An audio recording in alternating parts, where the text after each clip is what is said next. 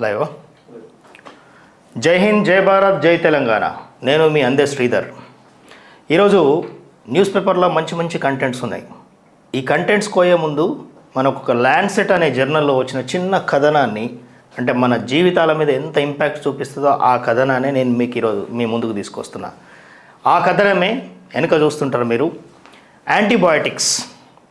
మన జీవితంలో యాంటీబయాటిక్స్ ఏ విధంగా ఇంపాక్ట్ చూపిస్తున్నాయి, మన డాక్టర్సు ఏ విధంగా మనకు యాంటీబయాటిక్స్ ఇస్తున్నారు, అండ్ మన ఫార్మసీ ఏ విధంగా యాంటీబయాటిక్స్ జీవితంలో ఒక భాగం అయిపోయింది, దానివల్లనే మరణాలకు కూడా అదే కారణమవుతుంది అంటే ఆశ్చర్యపోనక్కర్లేదు. ఆ కథనాన్ని ఈరోజు మనము చూద్దాం. అయితే మనకు యాంటీబయాటిక్స్ ఎందుకు వేసుకుంటాం? మన బాడీలో బ్యాక్టీరియా నశించడానికి యాంటీబయాటిక్స్ వేసుకుంటాం. అయితే దానికి ప్రతిసారి యాంటీబయాటిక్స్ వేసుకోవాల్సిన అవసరం లేదు.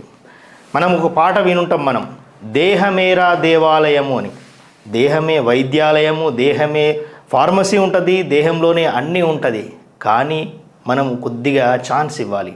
మనకు కాస్తో కూస్తో నలతగా అనిపించిన వెంటనే మనం డాక్టర్ దగ్గరికి పోవడం కావచ్చు, లేకపోతే ఈ మధ్య డాక్టర్ దగ్గరికి పోకుండా కూడా డైరెక్ట్ మెడికల్ షాపులకు వెళ్ళడం, వాళ్ళు ఒక 4-5 రకాల టాబ్లెట్స్ ఇవ్వడం, అందులో యాంటీబయాటిక్స్ ఉండడం, యాంటీబయాటిక్స్ దానివల్ల గ్యాస్ వస్తుందని చెప్పేసి ఇంకొకటి దానికి సంబంధించినటువంటి మెడిసిన్స్ ఇవ్వడం, అట్లా ఒక 4-5 రకాల మెడిసిన్స్ మనకి ఇచ్చి దానివల్ల మనకి ఎంత ప్రాబ్లం అవుతుంటుంది అంటే న్యూమోనియా అనే వ్యాధి, లేదా కిడ్నీస్లో రాళ్ళు రావడం కావచ్చు, యూరినల్ ఇన్ఫెక్షన్స్ రావడం కావచ్చు, లేకపోతే ట్యూబర్క్యులోసిస్ అనే ఒక వ్యాధుల బారిన పడి మనము మరణించే అవకాశం ఉంటుంది.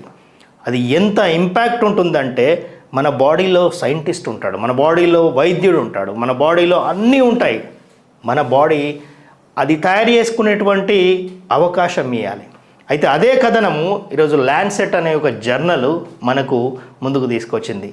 ఎలా ఉంది అంటే ఇండియా, ప్రపంచంలోనే India is the largest consumer. ఈరోజు పాకిస్తాన్ కావచ్చు, బంగ్లాదేశ్ కావచ్చు, ఇండియాలో ఈ 3 దేశాల్లోనే అత్యధికంగా మనము యాంటీబయాటిక్స్ వాడుతున్నామని చెప్పేసి ఆ ల్యాండ్సెట్ చెప్తుంది. సో దీన్ని ఎలా అరికట్టాలి? మనకు మరి అసలు బేస్ ఏంటి, ఏం రీసెర్చ్ ఏంటిది?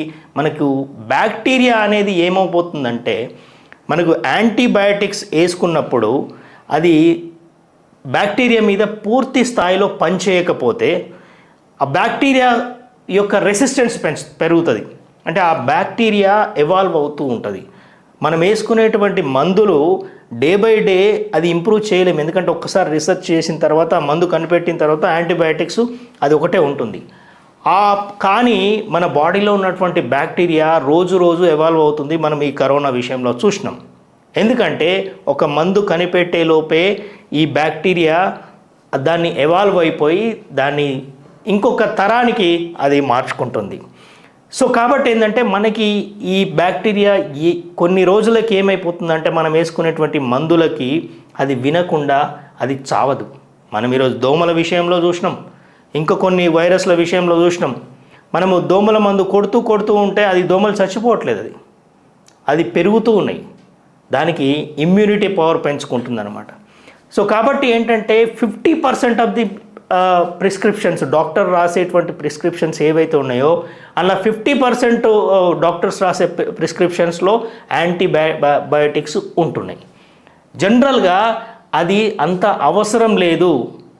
అన్నెసెసరీ మందులు అంటే అన్నెసెసరీగా ఇన్అప్రోప్రియేట్గా రాయాల్సిన పని లేకుండా కూడా మందులు రాస్తున్నారని చెప్పేసి మనకి ఈరోజు ఫైండ్ అవుట్ అయింది. అదేవిధంగా ఇండియా అనేది మనకందరికీ తెలిసే ఫార్మాస్యూటికల్గా పెద్ద ఇండస్ట్రీ, ప్రపంచానికి మనము అది చేస్తున్నాం. అలాంటప్పుడు ఏం చేయాలి? ఈ ఫార్మాస్యూటికల్గా రీసెర్చ్ మొదలు కావాలి. ఏదైతే యాంటీబయాటిక్స్ వల్ల వచ్చేటువంటి రోగాలు ఏవైతే ఉన్నాయో మనకి చివరికి మన కిడ్నీ ఫెయిల్ అవుతుంది, లివర్ ఫెయిల్ అవుతుంది, హార్ట్ ఫెయిల్ అవుతుంది. ఈ 3 మనకి యాంటీబయాటిక్స్ వేసుకుంటే వచ్చేటువంటి ప్రమాదం ఉందని చెప్పేసి ఈరోజు చాలా రీసెర్చ్లు చెప్తున్నాయి. సో అదొకటే కాకుండా మనకి ఒక పేషెంట్కి ఇన్కమ్ బర్డెన్ పెరుగుతుంది. ఇంకొక కథనం కూడా విన్నాను, ఈ మధ్యన పేపర్లో వచ్చింది. హైదరాబాద్కు ఒక పాపని హాస్పిటల్కి తీసుకొస్తే ఆ పాప చెప్పేటువంటి విషయం వింటే ఒక గమ్మత్ అనిపించింది. ఎందుకంటే వాళ్ళ నాన్న రోజు యాంటీబయాటిక్స్ తీసుకొస్తున్నానట, అవి వేసుకుంటున్నానట. ఇంకా కొంతమంది రోగం రాకముందే అయ్యో జ్వరం వస్తుంది అని చెప్పేసి ముందే టాబ్లెట్లు వేసుకునే వాళ్ళు చాలామంది ఉన్నారు. ఇంకొకటి మనము ఒక్క విషయం గుర్తుపెట్టుకోవాలి, రోగం రాకముందే గోళీలు వేసుకోవడం చాలా ప్రమాదకరం. ఎందుకంటే అది మన బాడీలో ఉన్నటువంటి ఇమ్యూన్ సిస్టమ్ని మనమే ఖరాబ్ చేసుకుంటున్నాం. సో కాబట్టి ఫ్రెండ్స్, ఈ యాంటీబయాటిక్స్ విషయంలో మన government, IMA, Indian medical association కావచ్చు, ఇవన్నీ కూడా ఒక పెద్ద ఎత్తున ఒక రెగ్యులేటరీ పాలసీస్ చేస్తున్నాయి. మనందరం కూడా ఏ రోజైనా మనకి prevention is the better than the cure అంటాం. న్యూట్రిషన్ మీద ఎక్కువగా కాన్సన్ట్రేట్ చేయాలి. మనం తినేటువంటి తిండిలో అన్ని పోషకాలు ఉండేటట్లు చూసుకోవాలి. ఆరోగ్యంగా ఉండేటువంటి ఆహారం తినాలి. ఆరోగ్యమైనటువంటి అలవాట్లు పెంచుకోవాలి. ఒకప్పుడు మనుషులు బరువులు ఎత్తేవాళ్ళు, వంగేవాళ్ళు, లేసేవాళ్ళు. కానీ ఈరోజు ఏ ఒక్క వ్యక్తి కూడా చిన్న బరువు కూడా మోయట్లేదు. ఏ ఒక్క వ్యక్తి కూడా కింద కూర్చోవట్లేదు. ఏ ఒక్క వ్యక్తి కూడా, అంటే ఇలాంటి అలవాట్లన్నీ కూడా మనిషిలో ఉన్నటువంటి జీవన విధానాన్ని మార్చేసినాయి. మన లైఫ్ స్టైల్ అంతా చేంజ్ అయిపోయింది. ఎప్పుడైతే మనం అర్బన్లోకి వచ్చేసినామో మన లైఫ్ స్టైల్ పూర్తిగా చేంజ్ అయిపోయింది.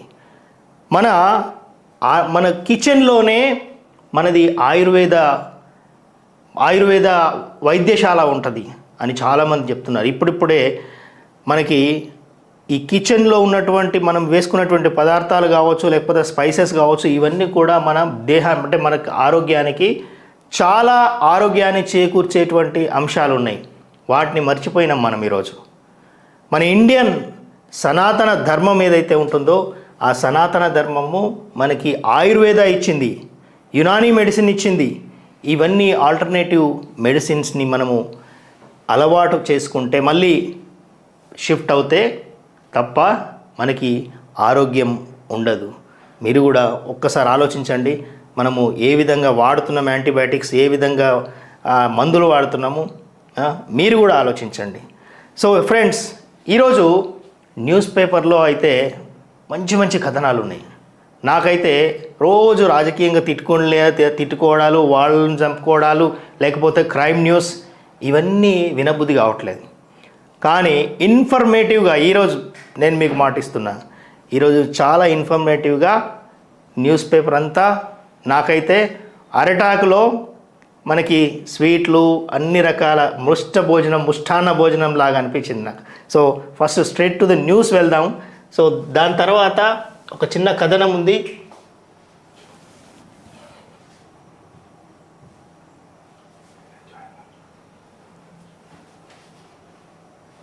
గిరీష్ భాయ్ జాయిన్ అవుతావా?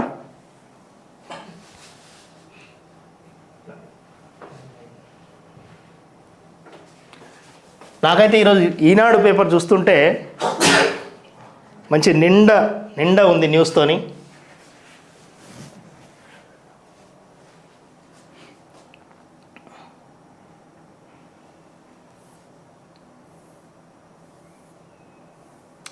జమిలీ ఎన్నికలు, జమిలీకి జై. కోవింద్ కమిటీ నివేదికకు కేంద్రం ఆమోదం. ప్రస్తుత ప్రభుత్వ హయాంలోనే అమలు. ఏకాభిప్రాయ చర్చల తర్వాత బిల్లు. మంత్రి వైష్ణవ్. ఏకకాల ఎన్నికలను తప్పుబట్టిన విపక్షాలు. మన భారతదేశంలో అయితే ఏదో ఒక చోట ఎక్కడనో ఒకటి ఎంపీ ఎలక్షన్స్ అంటాము, ఎమ్మెల్యే ఎలక్షన్స్ అంటాము, లేకపోతే దాని తర్వాత local body elections, sarpanch elections, ZPTC, MPTC, ఇట్లాంటి ఎలక్షన్లు మొత్తం ఇవే మాట్లాడుకో. వెల్కమ్ గిరీష్ భాయ్. నమస్తే. సో ఎలక్షన్ల మీద ఎలక్షన్లు ఉంటాయి, కలెక్షన్లు ఎవరు పోతాయో తెలియదు. కలెక్షన్లు, వాగ్దానాలు, ఉచిత వాగ్దానాలు, ఎక్కడో ఒక దగడ ఎప్పుడు ఎలక్షన్స్ నడుస్తూనే ఉంటాయి. దానివల్ల మనకే అంటే ఎట్లా అనిపిస్తుంది అంటే, వాళ్ళు ఒకరిని తిట్టుకోవడమే సరిపోతుంది వీళ్ళది. రాజకీయ జీవితం మొత్తం రాజకీయమే అయిపోతుంది. కానీ ప్రజా సంక్షేమం ఎక్కడ ఉంటుంది? అంటే ప్రజలకు కావాల్సినటువంటి ఎన్నో ప్రణాళికలు చేస్తారు. ఆ ప్రణాళికలన్నీ పట్టాలు కింద పెట్టేసి పక్కకు జరుగుతారు. రోజు ఈ రాజకీయంకే సరిపోతుంది. సో దానికి మంచి మందు ఈ జమిలీ ఎన్నికలు. ఎందుకంటే అన్ని ఎలక్షన్స్ అన్నీ ఒకే దగ్గర అయిపోతాయి. ఎందుకంటే ఒక 2-3 దేశాల్లో కూడా ఆయన కోవింద్ గారు వెళ్ళి ఆల్మోస్ట్ చాలా కంట్రీస్లో ఎలక్షన్ సిస్టమ్ని స్టడీ చేయడం జరిగింది ఆయా కంట్రీస్లో. ఎందుకంటే డెవలప్మెంట్కు ముడిపడేటువంటి ఇది మన 2045 ఎలక్షన్స్కి 2047 వరకు మన భారతదేశం అభివృద్ధి చెందిన దేశంగా కావాలంటే దానికి కావాల్సినటువంటి అన్ని ప్రణాళికలు ఇప్పుడు జరుగుతున్నాయి. ఎందుకంటే ఎలక్షన్స్ ఒక్కసారి అయిపోతే దెన్ నెక్స్ట్ ఈ రాజకీయాలని పక్కకు పెట్టేసి దేశం యొక్క డెవలప్మెంట్ మాత్రమే ఆలోచించడానికి అవకాశం ఉండేటువంటిది జమిలీ ఎలక్షన్స్. అదేవిధంగా కాస్ట్ కావచ్చు, లేకపోతే టైం కావచ్చు, మిగతా ఇవన్నీ విషయాల్లోకి వెళ్తే సో జమిలీ ఎన్నికలు అనేటివి నాకైతే చాలా మంచిగా అనిపిస్తుంది. మన కాంగ్రెస్ ఏమన్నది అది మంచిగా ఉంటుంది. V6 తీస్తే మీకు దొరుకుతుంది. కాంగ్రెస్ ఏమన్నది సో మీకు కాంగ్రెస్ నిండా అంటే కాంగ్రెస్ నిండా అదే చెప్తుంది. అంటే జమిలీ కింద ఉంటుంది 1 నేషన్ 1 ఎలక్షన్ రాజ్యాంగ విరుద్ధము, ప్రజాస్వామ్యంపై దాడిగానే భావిస్తాం. వీళ్ళే చేసిండ్రు మరి. అది వెనకటికి లేకుండేనా? అదే అంటున్నా, వెనకటికి ఉండే ప్రతిపాదన కూడా 99లో వీళ్ళే ప్రతిపాదన. 99లో వీళ్ళే ఉన్నారు కదా, 99లో మన ప్రభుత్వం కూడా ఉండే. ఓకే, సో ప్రజాస్వామ్యంపై దాడిగానే భావిస్తాం. ఖర్గే జమిలీ ఎన్నికలను వ్యతిరేకిస్తున్న 15 అపోజిషన్ పార్టీలు పార్లమెంటులో బిల్లును అడ్డుకుంటామని ప్రకటన. జమిలీకి మేము వ్యతిరేకం. ఈ ఎలక్షన్స్ ప్రధాని మోదీ, అమిత్ షాకే ఉపయోగం. ఇది ఫెడరలిజాన్ని నాశనం చేస్తుంది. MIM chief Asaduddin Owaisi. ఇప్పుడు సపోజ్ అసదుద్దీన్ ఓవైసీకి రోగం వచ్చింది అనుకో, మనం ఏదైనా మంది ఇస్తాం. మంది ఇచ్చి మోడీ కూడా ఇదే తీసుకున్నాడు, బీజేపీ కూడా ఇదే తీసుకున్నాడు, నేను చస్తా తాగా అంటాడు. ఇట్లుంటుంది పంచాయతీ అసదుద్దీన్ ఓవైసీది. కానీ నిన్ను ఎవరు పట్టించుకుంటారు నాన్న? నువ్వు మంది ఇచ్చినా అది విషయం. నేను దాగా బీజేపీలు దాగిరి, నేను నేను చస్తా అని అంటాడు. ఈయన గురించి మనం పట్టించుకుంటాం. కార్గే గారు అని అంటే కార్గే గారిది నాకు చూడసక్కంగా అనిపిస్తుంది రాజనీతి. ఎందుకు చెప్పాలా అన్న, కాంగ్రెసే తెచ్చింది అన్న. ఈయనకు అసలు నైతిక విలువలు ఉన్నాయని అంట. ఎందుకు చెప్పాలా, ఆయన ఎంత కష్టపడి పైకి వస్తే ఇలా ఏఐసిసి చీఫ్ అయిండు అని అంటే ఎంత కష్టపడి ఉంటాడు. పక్కకు నిలబడి బాంచాన్ బతుకుగో హమారకు బనాయా దో భీ హై తో వో ఏ హై తో ఓ ఏ హే అని చెప్పి సోనియా గాంధీ చూపుతాడు. అంటే ఎవరు ఆయనంతలో ఆయన తయారు కాలే. సోనియాగా మనం ఏమంటారు, గణేషుని తయారు చేసిన మట్టితో చేసి ప్రాణం పోస్తుంది ప్రతిష్ట పార్వతీదేవి. అట్లా సోనియా గాంధీ గారి నన్ను మట్టి కారికేం చేసి ఇట్లా రాజకీయ ఆత్మని నింపింది. ముజే ఆప్నే భీ నహీ బనాయా, ముజే ఇనోనే బనాయా అని చెప్పిండు. ఆఖరికి ఆయన డైలాగులు ఇట్లనే ఉంటాయి. ముజే ఇనోనే బనాయా, मैं जो भी आज हूँ मैं इनो के बदौलत हूँ. वो सही है, जो भी है उनके बदौलत है, लेकिन देश का बदौलत आपके हाथ में नहीं देने वाले. देश का आपका జరూరీ नहीं है. నేను ఎందుకంటే అంటే ఈ మాట, ఇట్లా ఒక గ్లాస్ ఉంటుంది, మీరు వీడియో చూడుర్రి. నేను ఇంతకుముందు కూడా చిత్రగుప్తులో చెప్పినాం. ఇట్లా గ్లాస్ ఉంటుంది, ఇట్లా నీళ్ళు తాగేటప్పుడు కూడా నీళ్లు తాగాలనన్నా కానీ ఆయనకు భయం. అటు చూస్తాడు, తాగుతారా అని ఇట్లా ఇస్తాడు. నేను తాగా అంటారు, తాగుతారా అని రాహుల్ గాంధీకి ఇట్లా ఇస్తాడు, తాగా అని అంటారు. అప్పుడు మనోడు తాగుతాడు. అంటే నీళ్లు తాగే స్వేచ్ఛ లేని వాళ్ళు దేశాన్ని ఏం నడుపుతారా అని నాకు అర్థం కాదు. మీరు చూడరా వీడియో. అంటే కాంగ్రెస్ వాళ్ళు అంటారు, అరే మర్యాదపూర్వకంగా అడగొద్దా అని అన్నాడు. పక్కకు అలా గ్లాసులు ఉంటాయి, వాళ్ళు తాగరా? నువ్వు ఎందుకు ఇచ్చాడు? నీకు అర్థమైందా? అర్థమైంది. ఇప్పుడు నాదేందనంటే వీళ్ళు పక్కన కూర్చున్నారు, గ్లాసులు ఉన్నాయి, ఫైన్. ఇప్పుడు కాంగ్రెస్ కార్యకర్తలు పక్క బాత్రూమ్లలో కూర్చున్నారు అనుకో, అంటే కడుక్కుంటావా వాళ్ళు ఇస్తారా? నువ్వు ఆడికే పోతావు అనుకున్నాను. కాంగ్రెస్ వాళ్ళు అరే టూ మచ్ ఉంటుంది, మర్యాద ఏముంటారా, దూపు అయితే తాగు గంతే కదా. ఎందుకు రాబోయి వీళ్ళు నటన. నిన్న కూడా అదేదో ట్రోల్ అవుతుంది మొత్తం సోషల్ మీడియాలో. ఆ ట్రోల్ చూసి ఉరికొచ్చిన. ఓకే, ఆ ట్రోల్ చూసి అమ్మ ఈ ట్రోల్ మాట్లాడాలని వచ్చిన. ఓ సచివాలయం దగ్గర ఫోటో పెట్టిరట. ఎవరిది? రాజీవ్ గాంధీదా. పెట్టేసి విగ్రహావిష్కరణ అది ఇదనేమో చెప్పిర్రు. అవును. అయితే బీఆర్ఎస్ వాళ్ళు ఎవరో ట్రోల్ చేస్తారు ఏంటంటే ఆ లొట్ట చెంపలు ఆ సొట్ట బుగ్గలు రాజీవ్ గాంధీకి ఉన్నాయిరా, రాహుల్ గాంధీకి ఉన్నాయిరా భయ్, రాజీవ్ గాంధీకి ఏడున్నాయి, మీరు ఎవడు ఫోటో పెట్టిర్రు, సచిన వాళ్ళ విగ్రహాలు చేస్తారు రా, బతికిన వాళ్ళ విగ్రహాలు చేయరు అని చెప్పి ఫుల్ ట్రోల్ చేస్తున్నారు ఆడ. ఇప్పుడు నాకు అర్థమైతలేదు ఏంటంటే పాపం రేవంత్ అన్న అత్యుత్సాహంతో ఏదో చేస్తారనుకుంటాడు, అది ఏదో మారుతుంది. అదే హనుమంతం చేయకపోతే కోత అయింది అంటారు కదా మన. ఇప్పుడు హర్యానాలోనేమో రాహుల్ గాంధీని ఎవరు పట్టించుకోరు, ఆయన బావకు ఫోన్ చేసిండంటే మొత్తం టికెట్లు అయిపోతుంది, గీనతో పట్టించుకునేది చల్ బావ ఉన్నాక కథం అయిపోతుంది అని అంటారు. ఇక్కడనేమో ఈయననేమో గోకుడు దేకుడు గోకుడు దేకుడు గోకుడు దేకుడు ఎట్లానంటే వెనకటికి మనం చార్మినార్ దగ్గరికి ఇట్లా పోతే అవి స్వీట్ల మీద అది పెడతాం చూడు, ఇట్లా పర్ణి అంటాం, అవును వెండి పర్ని అది ఇట్లా పెడతాం కదా, అది వాడికి ఓంగన సప్పుడులో వస్తుండే talk talk talk talk talk అని, ఇక పెట్టి కొట్టుడే కొట్టుడు కొట్టుడే కొట్టుడు, సాగదిద్దాం సాగదిద్దాం అమెరికా దాకా సాగదీసిడు ఎవరిని, రాహుల్ గాంధీని. అమెరికా దాకా సాగదీసిన తర్వాత స్వీట్ మీద పెట్టిండా అంటే స్వీట్లు మురిగిపోయాయి. అరే ఇక మురిగిపోయిన స్వీట్ మీద వెండి ఎడితేది బంగారం పెడితేది, మురిగిపోయేది కదా, బంగారం ఇట్లా పొర తీసుకుంటాం, మాకు పొర ఎవడికి కావాలి, కరెక్టా కదా. మంచుకున్నప్పుడు 4 పైసలు 4 ముద్దలు మాకు నోట్లో పెట్టాను అని అంటాం కదా, వీళ్ళది గీక్ పంచాయతీ ఉన్నది, వీళ్ళు జమిలీ ఎలక్షన్స్కి జంగిల్ ఎలక్షన్స్ అని అంటే ఏడికైనా అవుతుంది, కరెక్టా కదా. ఎస్,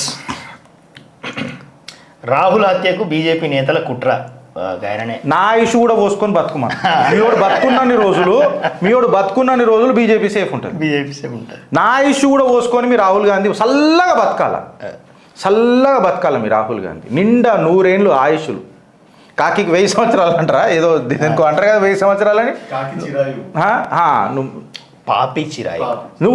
నువ్వు ఇచ్ఛామృత్యువు తీసుకో, నువ్వు ఎప్పుడు చచ్చిపోతానన్నది పరమేశ్వరుణ్ణి అడుగు, దత్తాత్రేయ గోత్రం ఉన్నోడివి కదా, ఆ పరమేశ్వరుణ్ణి అడుగు, ఇచ్ఛామృత్యువు భీష్ముడి తర్వాత నాకే ఉండాలి అని ఎందుకు చంపుతామన్నా. ఇప్పుడు ఆర్టిఫిషియల్ ఇంటెలిజెన్స్ అది ఉంది కదా, ఇప్పుడు నీ బతికే భారతీయ జనతా పార్టీ బలహీన పరచుడు వస్తా. ఇప్పుడు ఇదే పెట్టి లింక్ ఇచ్చినవా వచ్చిందా. దేశంలో అశాంతి నెలకొనేలా బీజేపీ నేతల చర్యలు, రాహుల్ నాలుక కోస్తే రివార్డు ఇస్తామనడం ఏంటి, వెంటనే చర్యలు తీసుకోవాలని. ఆగారు ఏమన్నాడు, రాహుల్ నాలుక కోస్తే రివార్డు ఇస్తామనని ఇస్తామనడం ఏంటి. 91 సార్లు మోడీని తిట్టిర్రు, సిగ్గుల శరం ఉన్నాయా మీకు, చౌకీదార్ అన్నారు, కుత్తా అని అన్నారు, అలా తల్లిని అన్నారు, ఎన్ని మాటలు అనలే. మీరు ఎంత తిడుతుంటారో ఆయన అంత గట్టిగా అవుతుంటాడు. ఆయన చెప్పింది కదా రోజు కిలోన్నర. అది మహాభారతంలో శల్య అని ఒక క్యారెక్టర్ ఉంటుందన్న, ఆయన ఏంటంటే నువ్వు కోపం వచ్చి ఆయన మీద అటాక్ చేసినావు అనుకో, ఆ కోపాన్ని ఆయన అస్త్రం చేసుకొని నీ బలాన్ని గుంజేసుకుంటాడు శల్యుడు. మీ రాహుల్ గాంధీ చర్యలు తీసుకోవాలని కంప్లైంట్. రాష్ట్ర సంపద పెంచుతాం, అందుకే ఎంఎస్ఎంఈల పాలసీ. సీఎం రేవంత్ రెడ్డి, దళితులు మహిళలను ప్రోత్సహించేలా కొత్త విధానం. మాది గడీల మధ్య ఉన్న సర్కారు కాదు, ప్రజల మధ్య ఉండే ప్రభుత్వం. రాష్ట్ర అభివృద్ధికి ఎవరైనా సలహాలు ఇవ్వచ్చు, అభివృద్ధి విషయంలో రాజకీయాలకు తావివ్వం. మూసీని హడ్సన్ థేమ్స్ నదుల్లా సుందరంగా మారుస్తామని వెల్లడి. తెలంగాణ ఎంఎస్ఎంఈ పాలసీ విడుదల. ఈయనకు అన్ని లండన్ వేలా కనపడుతున్నాయి, ఏవి నదులు. మన భారతదేశంలో గంగా జమునలు ఇవన్నీ సరస్వతిలు ఏం లేకుండే, అన్ని లండన్కే వస్తేనే ఈయనకు అదేటట్టున్నది. మళ్ళీ ఈయన నీళ్ళు ఏడ తాగుతాడో ఏడగడుక్కుంటాడో లండన్కి తెప్పించుకుంటాడో నాకు అర్థం కదా. అవి కూడా అక్కడ కొద్దిగా ఇంగ్లీష్ నేర్చుకుంటున్నాడు ఇప్పుడు. రాష్ట్ర సంపద పెంచుతాం, ఎట్లా పెంచుతారే, అడ్డమైన 6 గ్యారెంటీలు ఇచ్చారు, సంపద అంతా సంకనాకిపోతున్నది, పెంచుతారేటనే నాకు అర్థం కాదు. కుసోని తింటే కొండలు కరుగుతాయట. మీరు ఒక్కటి చెప్పురు నాకు, రెవెన్యూ రిసిప్ట్స్ పెంచే ఒక్క కార్యక్రమం చెప్పురానా. ఇప్పుడు ఈ 6 గ్యారెంటీల మీద ఇప్పుడు సుప్రీంకోర్టులో నడుస్తుంది చట్టం. అసలు సుప్రీంకోర్టుకి పోవాల్సిన అవసరం లేనే లేదు. నన్ను అడుగుతున్నా కదా, ఇప్పుడు ఎలక్షన్లో నేను సెక్షన్ కూడా చెప్పిన, ఎలక్షన్ కమిషన్ సుప్రీం కాన్స్టిట్యూషన్లో వెనకటి మా వీడియోలు చూస్తే మీకు తెలుస్తుంది. నేను పోయి ఇంటింట తిరిగి నేను 8,500 రూపాయలు ఇస్తా, నువ్వు నాకు కాంగ్రెస్కి ఓటేస్తే అంటే ఇది క్విడ్ ప్రోకో కాదా, ఓటుకు నోటు కాదా. మనం నిన్న కూడా మాట్లాడుకున్నాం కదా, ఏదో ఒక అడ్వర్టైజ్మెంట్లో కేసు పడితే వాళ్ళకి మరి ఇది కూడా సేమ్ వర్తిస్తుంది కదా. అబ్సల్యూట్ క్విడ్ ప్రోకో ఇది. ఓటుకు నోట్ అని అంటారు కదా, ఈయన దొరికిండు, కాంగ్రెస్ కూడా దొరికింది. ఈయన వల్లనే ఈ ఐడియా వచ్చింది అని అనిపిస్తుంది మళ్ళీ నాకు. అదే ఆ ఓటుకు నోటు కేసు మళ్ళీ గట్లనే కదా క్విడ్ ప్రోకో. ఇది పట్టుకొని ఎలక్షన్ అసలు కాంగ్రెస్ ఎన్ని సీట్లు గెలిచి దాన్ని రద్దు చేసి పడేయాలి. ఎస్పెషల్లీ ఉత్తరప్రదేశ్లో రద్దు చేసి పడేయాలి. ఎలక్షన్సే రద్దు చేసి పడేయాలి. వాళ్ళు ఎవరెవరైతే గెలిచిరు కదా ఇండి కూటమిలా, అప్పుడు ఒంకరు ముక్కొని జీవితం ఒంకరు అవుతుంది ఆడ అఖిలేష్ యాదవ్ కానీ. గట్ల ఉంటుంది కథ. వీళ్ళు పెద్ద పెద్దగా మాటలు మాట్లాడతారు. అయితే రేవంత్ రెడ్డిది ఒకటి ఉన్నది, నేను రేపు తీసుకుంటుంది. రేపు దీని మీద ఒక కంప్లీట్ డిబేట్ చేద్దాం ఫ్రెండ్స్.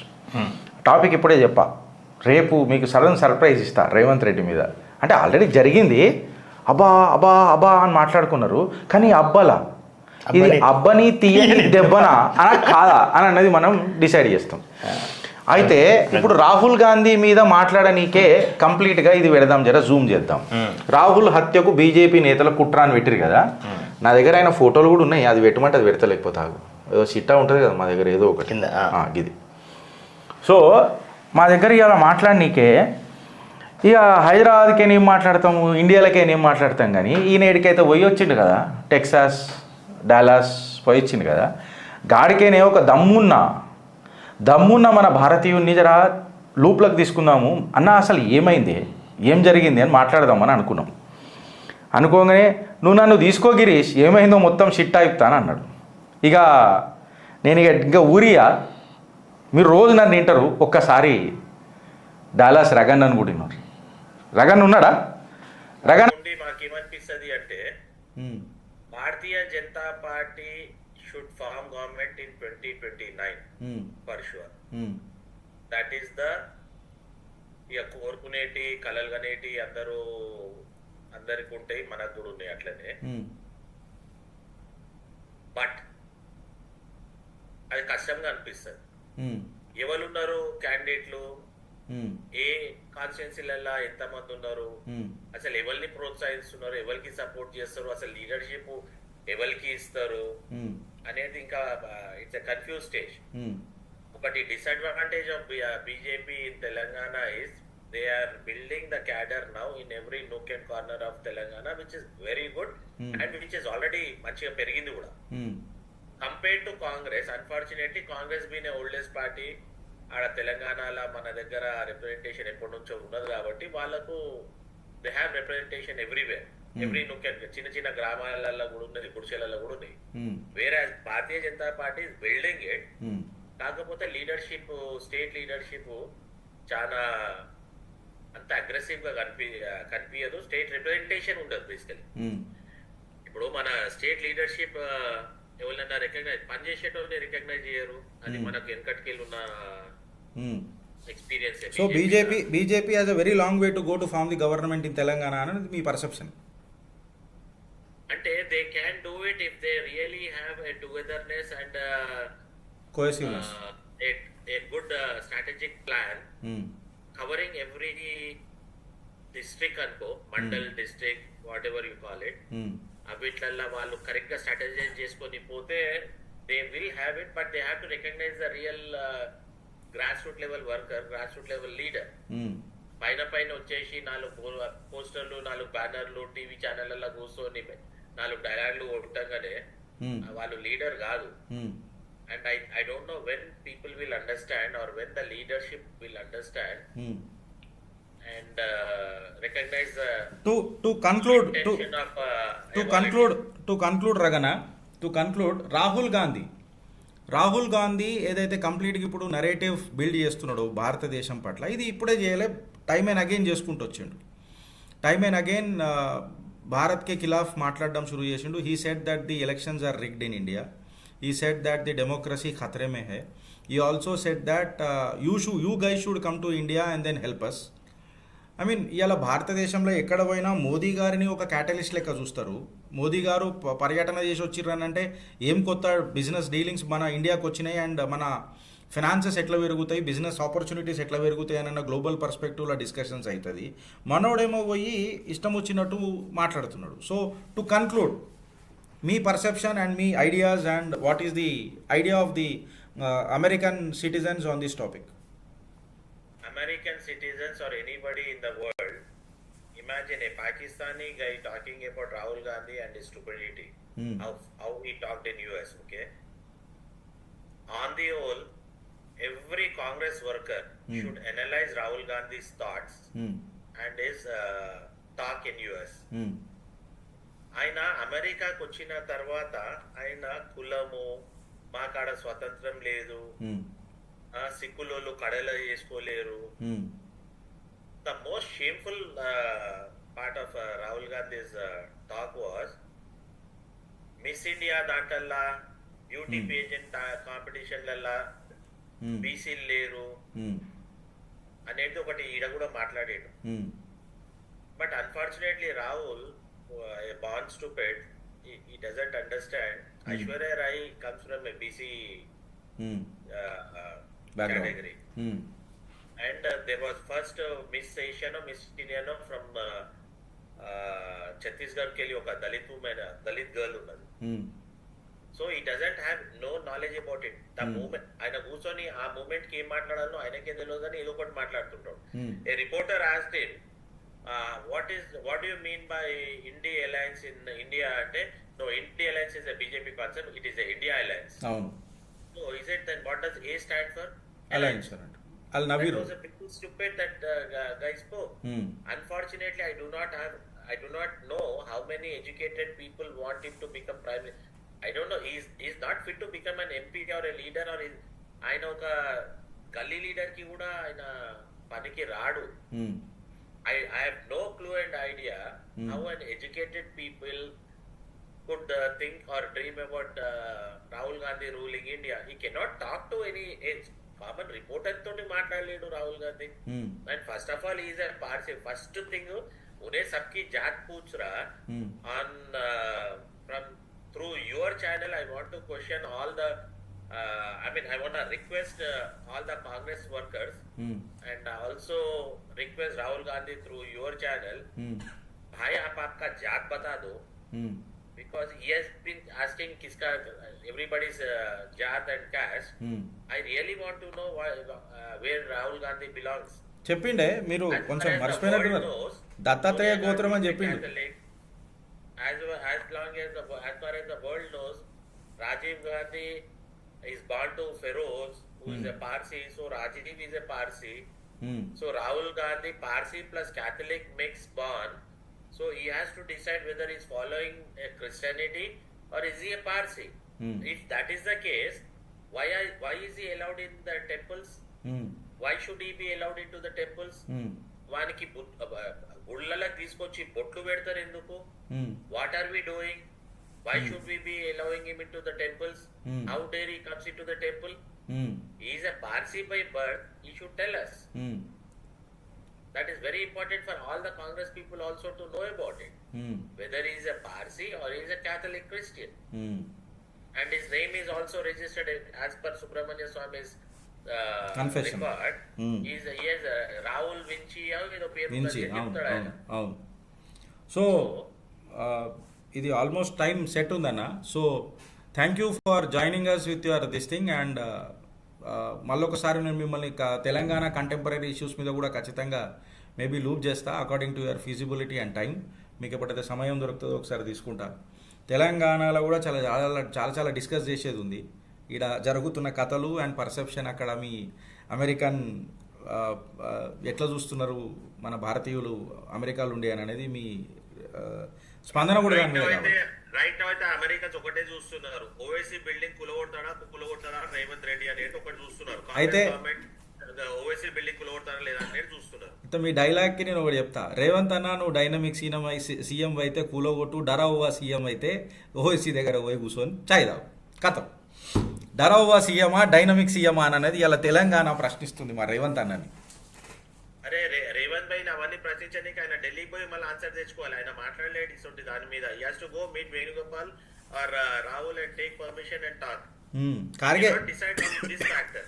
వేరే నాకు తెలియదు కానీ ఓవైసీ దాని గురించి మాత్రం he cannot talk and he will not dare to talk and he cannot dare to talk. He doesn't have guts because that is how he is. Every time 2 రోజులకు ఒకసారి ఢిల్లీకి ఎందుకు పోయేస్తారు సీఎం గారు? పర్మిషన్ తీసుకొని అరే నేను ఇట్లా చేస్తున్నా అట్లా చేస్తున్నా అంటే గల్లీలో ఏమైందో ఢిల్లీలో చెప్పేసి వస్తాడు అన్న, గల్లీలో ఏమైందో ఢిల్లీలో చెప్పేసి వస్తాడు. బట్ ఇన్ ఎనీ కేస్ అన్న, జూమ్ టైం అవుతుంది కాబట్టి ఇంకా వేరే కొన్ని టాపిక్స్ మా ఛానల్లో కూడా తీసుకోవాలి కాబట్టి ఆబ్వియస్గా thanks for your time and thanks for your valuable inputs. ఎట్లా అమెరికా ఎట్లా థింక్ చేస్తున్నది, ఎవరైతే భారతదేశాన్ని దూషిస్తారో విదేశాలకు వచ్చి స్వదేశాన్ని దూషించేటోళ్ళ మీద. Thank you so much and thank you once again. నేను మళ్ళొకసారి ఆబ్వియస్గా మీకు Girish, thank you. Good luck to the Chitragupta channel. You guys are rocking. నువ్వు మొన్న ప్రశ్నించింది చాలా బాగుండే. బీజేపీ స్టేట్ లీడర్షిప్ ని ప్రశ్నించింది, సవాల్ చేసింది, వాళ్ళకు జర కొంచెము ఒక ఐడియా ఇచ్చింది, బుద్ధి చెప్పినట్టు చెప్పింది, అంత గట్టిగా చెప్పింది. I think you are the first guy నేను చూసిన దాంట్లల్లా. I salute your dareness to speak the రియాలిటీది. ఇక దాన్ని పట్టుకొని వేరే వాళ్ళు ఎంత రాజకీయం చేస్తారో చేయరో దేవుని కెరగా కానీ, బట్ నువ్వు మాట్లాడింది అయితే సత్యం. I wish you keep doing the same thing and I wish you good luck. Thank you for taking me on air. Thank you sir. Thank you so much Raganna. Thank you. చలో, జై Hind. Thank you.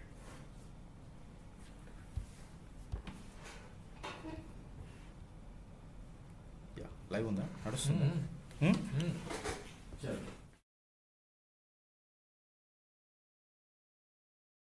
మన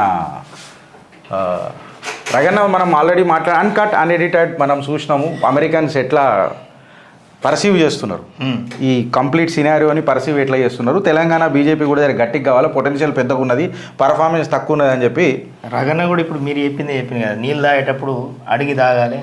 మరి రేవంత్ రెడ్డి 2 రోజులకు ఒకసారి ఎందుకు పోతుందంటే మరి అది రఘు గారు కూడా చెప్పిండ్రు. సో అమెరికన్స్ ఆబ్వియస్గా వాళ్ళ అమెరికా సిటిజన్ అంటే మన ఇండియన్ సిటిజన్ ఎన్ఆర్ఐలకి మనము రిక్వెస్ట్ చేయాలి, రాహుల్ గాంధీని ఏమనొద్దని చెప్పి అంటే ఎవరో థ్రెట్ ఉందని చెప్తారు కదా, చంపొద్దని చెప్పాలి. ఎవరు చంపుతారనా? అయితే కోపం ఉంటుంది కదా. అయితే 2 రోజుల కింద అనుకుంటా, నిన్ననో మొన్ననో ఒక వినూత్నమైన సంఘటన జరిగింది ఏడా హెజ్బుల్లాలా. ఓకే, అవును. ఏందనంటే పేజర్లల్లా పేజర్ పేలింది, పైజామా జారింది. గంతే, పేజర్ పేలింది, పైజామా జారింది. ఏమైంది రాబోయ్ అని అంటే అసలు లొల్లి చెప్తా, చిన్నగా చెప్పేస్తా. మనం పేజర్ తెలుసు కదా, మన పేజర్ చిన్న గింతంత ఉంటుంది, అది గింతంత ఉంటుంది.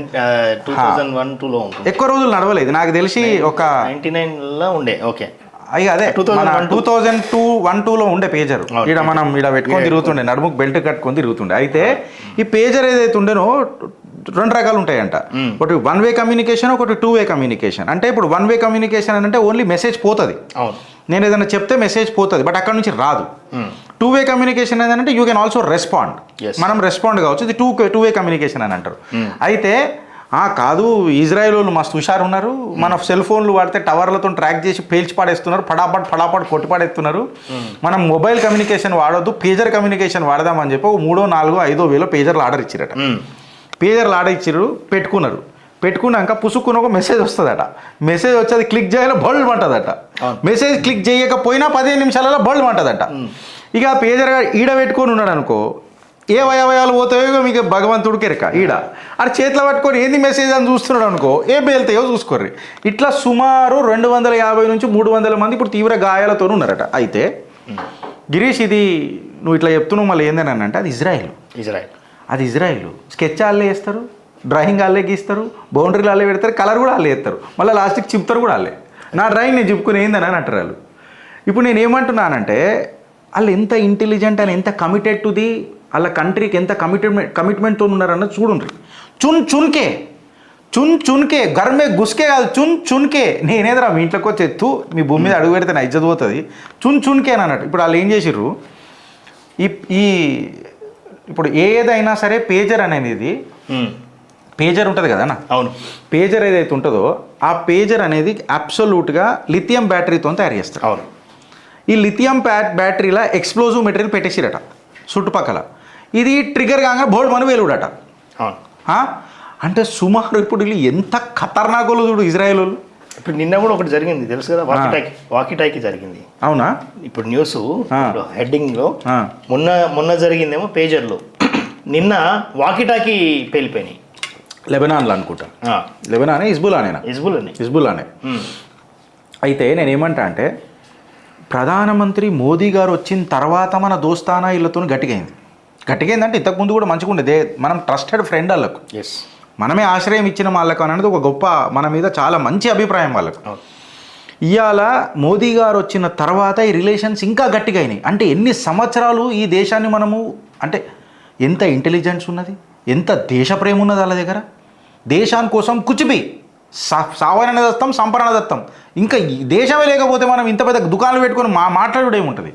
అగర్ దేశీ నైరహా తో నీ జిగర్లో దమ్ముంటే ఏంది, లేకపోతే ఏంది. కరెక్టా కదా.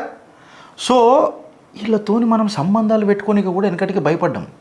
ఈ deep state involvement are US diplomacy, లేకపోతే ఈడేమనుకుంటాడో ఆడేమనుకుంటాడని ఎంతసేపు మంది మీద నా పూత కూర్చున్నాం తప్ప మనకంటూ ఒక సొంత డెసిషన్ తీసుకోవడం స్టార్ట్ అయ్యింది అని అంటే అది భారతీయ జనతా పార్టీ సర్కార్లో అయింది, మోదీ గారి నేతృత్వంలో అయింది.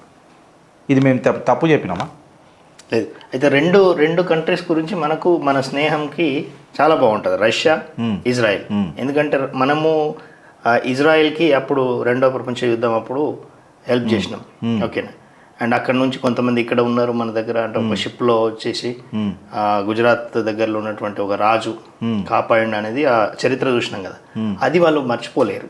అండ్ రష్యా మనకి ఎప్పుడు మిత్ర దేశం లాగానే ఉంటాయి. ఈ రెండు దేశాలు మనం ఒక రకంగా ఏంటంటే మన భారతీయులు మాటలు తప్పరు, ఓకేనా. ఇతర దేశాల మీద దండేతము, మనం సౌమ్యులము, ఇవన్నీ చెప్పుకున్నాం కదా. సో ఈ రెండు క్యారెక్టర్స్ వేరే దేశాల్లో కూడా మనం ఈ రెండు క్యారెక్టర్స్ చూస్తున్నాం, అది ఇజ్రాయెల్ అండ్ రష్యా. అయితే ఇంకొకటి ఇప్పుడు ఇలా ఏందని అంటనా, ఒక వీడియో వైరల్ అవుతుండే సోషల్ మీడియాలో, మళ్ళీ అక్కడ ఎక్స్ప్లోజన్స్ అవుతున్నాయి కాబట్టి కమ్యూనిటీ గైడ్ లైన్స్ వస్తాయి కాబట్టి నేను ఆ వీడియో పెట్టలే ఫ్రెండ్స్. హెజ్బుల్లా ఏమవుతుందంటాడా, హెజ్బుల్లాలను లెబనాన్లోనో ఎక్కడనో హెజ్బుల్లా అక్కడ బ్లాస్ట్లు అవుతున్నాయి. వీళ్ళేమో ఇక్కడ కూర్చొని మంచి హుక్క తాగుతురు ప్రజలు. అరే నీ వాడ బ్లాస్ట్లు అవుతుంటే ఇక్కడ హుక్క తాగుతున్నాడు ఎదురా, ఆయన కిందికి పులుచుకారిపోతుంది కదా మనకైతే, ఇదేంద్రా భయ్ అని చెప్పి చూస్తే ఇజ్రాయెల్ మీద ఉన్న వాళ్ళ నమ్మకం ఏందని అంటే వీళ్ళు సామాన్య ప్రజలను చంపరు, కేవలం చంపితే టెర్రరిస్టులనే చంపుతారు, వీళ్ళని చంపరు అనండి. ఇది వీళ్ళు చేస్తారు. వీళ్ళు కేవలం వాళ్ళనే టార్గెట్ చేస్తారు అని అనేది ఒక గట్టి నమ్మకం. ఈ హిజ్బుల్లా వాళ్ళు ఎసుంటోళ్ళు ముంగట సివిలియన్లను పెట్టి వీళ్ళు బంకర్లలో దాచుకొని మీరు వీళ్ళని చంపరు. మన ప్రపంచ దేశాలలో ఏం చెప్తారు, నా సామాన్యులను చంపుతున్నది ఇజ్రాయెల్ అని చెప్తారు. నువ్వు వాళ్ళని బలవంతంగా పంపినావు, నీ జిగర్ల దమ్మున్నదా చొప్పును, నీకు దమ్ము ఉంటే నువ్వు సైనికుడు పోయి ఫ్రంట్ లైనర్లో కొట్లాడుతావు. నువ్వు ప్రజలను ఫ్రంట్ లైనర్లో పెట్టి వాళ్ళ వెనక కూర్చొని ముసుగులా వాళ్ళని హాస్టైల్ చేసి నువ్వు ఏం చేస్తున్నావు రాబోయ్, నాకు అర్థం కాదు. అదే గెరిల్లా వార్ అంటారు కదా, ఇది గొర్రెల వారి కరెక్ట్, గొర్రెల వారి కాదు ఇది. మళ్ళీ చచ్చిపోయినాక బాత్తర్ హుర్ ముబారక్ అని అంటారు. సో ఈ అపీజ్మెంట్ అని అనేది ఇప్పుడు రగన కూడా చెప్పిండు లండన్ ఎట్లా అయిపోయింది అని, లండన్ ఏ పరిస్థితులకి వెళ్ళిపోయింది అనేది చెప్పిండ్రు. సో ఇంతగానం వాళ్ళు ఇట్లా చేస్తున్నారు అని అంటే ఎందుకు చేస్తున్నారు అనేది ఒకసారి మీరు ప్రశ్నించుకోండి. ఇంట్లో మీరు ఏం సాధించిండ్రు అని చెప్పి ప్రశ్నించుకోండి. ఇప్పుడు మొన్న ఏదో ఆర్టికల్ నేను చదువుతుంటే ఆర్టికల్లో నాకు ఏమిచ్చింది అంటే, ఇప్పుడు షరియా ఇంప్లిమెంటేషన్, షరియా వల్ల నీకు లాభాలు ఏంది నాకు రెండు చెప్పు. ఇప్పుడు షరియా వేసుకోగానే నువ్వు అది హిజాబ్ కట్టుకోవాలని అని అంటావు. హిజాబ్ కట్టుకున్నావు అని అంటే ఇక హెయిర్ గీర్ ఏం కనబడది, అంటే సలూన్లు గీలూన్లు ఇవన్నీ బంద్ అయిపోతాయి. ఇక ఎంత ఇండస్ట్రీ లాస్ అవుతుంది, ఎంత ఎకనామిక్ మెల్ట్ డౌన్ అవుతుంది. నేను చెప్పింది తప్ప, అభివృద్ధి పేరు మీద మాట్లాడతాం, నేను మతం మీద ఏం మాట్లాడతలేను. సో నేనేమంటానంటే ఇజ్రాయెల్కి డంకేపే చోటు మనం సపోర్ట్ చేయాలి, బికాస్ సర్జికల్ ఏ రోగానికి ఆ మందు ఉండాలి కదా. ఎస్. ఇప్పుడు కాశ్మీర్ యుద్ధంలో కూడా మనకు సహాయపడ్డది ఇజ్రాయెలే కదా. ఇజ్రాయెల్ రాకపోయి ఉంటే కార్గిల్ వార్లో గైడెడ్ మిసైల్స్ అవి రాకపోయి ఉంటే మనకు ప్రాబ్లం ఉంటుండే. అమెరికా హెల్ప్ చేసిందా? అమెరికా హెల్ప్ చేయలే, అడిగినాం, చేయలే. ఇజ్రాయెల్ అవుట్ రైట్ సపోర్ట్ చేసింది. బంగ్లాదేశ్ తో కూడా జరుగుతున్నప్పుడు కార్గిల్ యుద్ధం గెలవడానికి మనకి ఇజ్రాయెల్ సపోర్ట్ చేసింది కాబట్టి మనం అల్టిమేట్ అవుట్ రైట్ మనం సపోర్ట్ చేస్తాం. అది మన దగ్గరికి వచ్చిన ఆయన ఒక ఆయన జై పాలస్తీన్ అని చెప్పడం మాట్లాడతాం. కమెంట్స్ తీసుకుంటాం. కమెంట్స్ ఎందుకు తీసుకుంటాం. ఇవాళ షో మొత్తం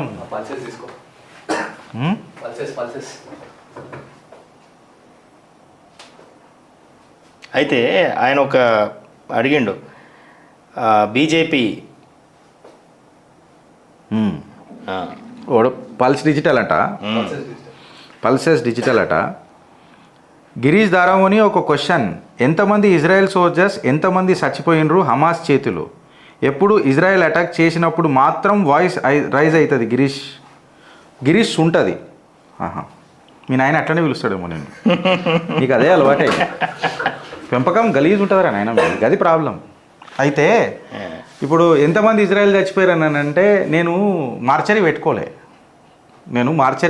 లేకపోతే దాన సంస్కారాల బిజినెస్ పెట్టుకోలే. నేను నా దగ్గర అది ఉంటుంది, కాల్చేది అది ఉంటుంది చూడు, అది పెట్టుకోలే, రాసుకొని కూర్చొని. నేను డెత్ సర్టిఫికేట్ ఇచ్చే కాంట్రాక్ట్ లేదు నాకు ఇజ్రాయెల్లో. వాళ్ళది మరణం అనరా పల్సెసు, ఓ పులుసు అని అలా మనం పల్స్ అని అనవద్దు, పులుసు కారుతుంది కదా మనం పులుసు, ఓ పులుసు. నీకు ఇప్పుడు నేను ఏం చెప్తున్నానంటే ఇజ్రాయెల్లా వాళ్ళది వీరమరణం అంటారు వాళ్ళని. అలా మరణానికి ఒక త్యాగం ఉన్నది, దేశం పట్ల ఒక త్యాగం ఉన్నది, వాళ్ళ మరణం అనరు. ఇప్పుడు టెర్రరిస్టులు చచ్చిపోయారు చూడు, వాళ్ళది కుక్క సావు అంటారు. అర్థమైందా? వాళ్ళు దేశం కోసం చచ్చిపోయారు. సోల్జర్స్ అనే వ్యక్తి, సైనికుడు అనేటోడు దేశం కోసం చచ్చిపోతాడు, 72 హూర్ కోసం చచ్చిపోడు. జన్నత్ మే 72 హూర్ దొరుకుతుంది అని చెప్పి చచ్చిపోడు వాడు. ఇది గుర్తుపెట్టుకో పులుసు. అంటే ఆయనకు అర్థమైందో లేదు మరి, జన్నత్ బహత్పూర్ అవన్నీ ఆయనకు అర్థం కావాలి. పాలస్తీన్కి గాజాకు సపోర్ట్ చేస్తున్నాడు అంటేనే పులుసు గదే, సగం గదే, రైట్. ఇక కథం, ఇక ఇలా మనం పెద్దగా పోవాల్సి, మనం వాయిలిన్ కొట్టాల్సిన అవసరం లేదు. వీళ్ళంతా నేతి బీరకాయ బిస్కెట్ బ్యాచ్ ఇల్లదంతా, మీకు అర్థమవుతుందా? Biscuit batch. ఇటు పిడికలను చూసి చాక్లెట్ బిస్కెట్లు అనుకుంటారు వీళ్ళు, అట్లా మళ్ళీ పిడికలే వేరే ఉంటాయి. నేను చెప్తున్నా, వీళ్ళకు బిస్కెట్లు కూడా ఏ పెట్టాలి సార్, పంది పిడికల బిస్కెట్లు పెట్టాలా? పంది పిడికల బిస్కెట్లే కరెక్ట్ ఉంటుంది. మళ్ళీ ఆవు పిడికల చేస్తే ఇమ్యూనిటీ పెరుగుతుంది. వీళ్ళకి గోమూత్రం లేదు, వీళ్ళకి మీరు అది పెరుగుతుంది. ఇది ప్రాబ్లం వీళ్ళతోని. నిన్ను పెద్దగా చేద్దామని తీసుకోలే, మా వాడు తీసుకోమని తీసుకున్నా. మా వాడు నాతో రోజు పని చేస్తాడు పాపం, నాకు రాత్రి అనక పగలనక. మా వాడు ఒక రిక్వెస్ట్ చేసిండంటే నాకు కూడా ఒక ఆనందం అనిపిస్తుంది. లేకపోతే నిన్ను నేను తీసుకోవాల్సిన అవసరం ఏమున్నది పులుసు?